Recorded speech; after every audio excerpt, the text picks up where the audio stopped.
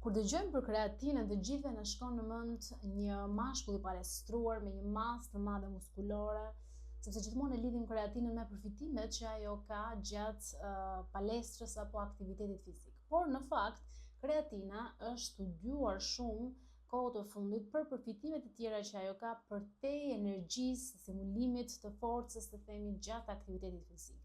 Është treguar që duke nisur nga 10 gram suplementim në ditë me kreatinën mund të ndihmojë tek funksionet e trurit. Pra kur ne marrim 10 gram ose më shumë, arrin që një pjesë e kreatinës të merret edhe nga truri. Mos harrojmë që truri prodhon vetë kreatinë për në një masë shumë të vogël, rreth 1 gram, dhe është shumë kokfort të themi për të marrë kreatinën që ne marrim nëpërmjet suplementimit. Dhe pjesa më e madhe e kreatinës që ne marrim nëpërmjet suplementimit deri në 5 gram merret nga muskujt që janë shumë ambicioz ose konkurrojnë për të marrë masën më të madhe të kreatinës.